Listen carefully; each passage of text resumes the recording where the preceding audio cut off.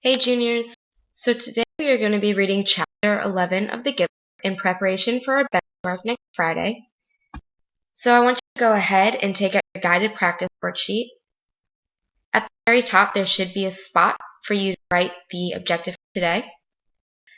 Today's objective is, I can analyze how the memory of a sled influences Jonas as a character. So go ahead and write that. If you need more time, feel free to hit pause. I'm going to move on.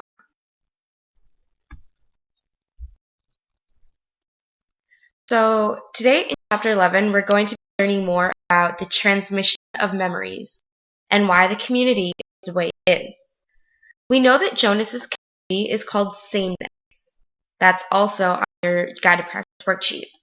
And that it has existed for a very long time because there have been generations of receivers. So we know that Jonas is the receiver now. The giver is the receiver who was before him. And before them, there were many other receivers. The reason the phrase called sameness was created was to eliminate injustice and increase efficiency.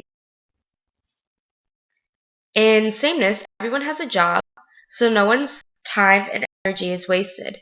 Everyone follows rules and is given the same material things, like their clothes and bikes, so that there's no room for dispute. People have no memories of the past, books do not exist, and all extremes, like love and hate and hot and cold, have been eliminated. The goal of sameness was to make a perfect society, which is like in this picture. However, the receiver holds on to the memories for the entire community, sacrificing his own well-being so that the mistakes of the past are never repeated. Thus, the old receiver, is tired and worn down from the immense responsibilities of balancing all these extremes for so long. Here's something to consider. Think back to the most delicious food you have ever eaten in your entire life. Now think about the grossest thing you've ever eaten. What if I said I would take back your memory of the grossest food you've ever eaten so you never have to think of it again? But if I take it away, I'm also going to take away the memories of your best foods ever. Would you do it? Some of you might decide that the taste of the best food in the whole world is worth the taste of the worst. Similarly, think about the best day of your life. What you did, how you felt, who you spent your day with.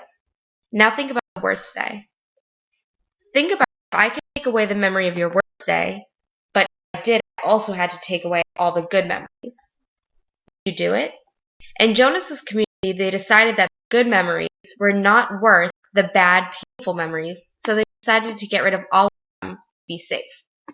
Today we're going to be introduced to another memory from The Giver. As we read, continue thinking about the importance of memories in your life and in the society that Jonas lives in and in our own society. Here are some important things to consider about your prove-its. First, make sure you read your question carefully. If a question asks you to select 2 details that support your answer to part A, you have to choose 2 details. 2, not 1, 2. Also remember to cross out 2 answer choices that you know are absolutely incorrect. For example, yesterday we saw the question, how does the setting shape the plot in chapter 10? The question asks us to identify the answer.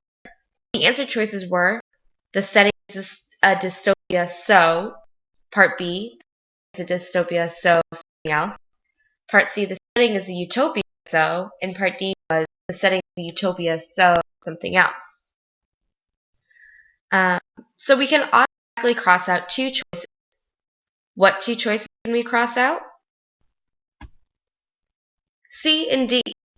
We can cross these out because we know absolutely that the setting of The Giver is a dystopia.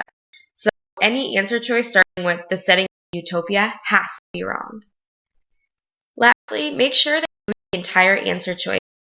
Sometimes the choice is going to seem right at the beginning, but by the end of the sentence, it's obviously incorrect. Guys, we have 6 more classes until the benchmark, so let's put our game faces and work hard so that we're prepared for that test. Go ahead and take out your book and let's get started.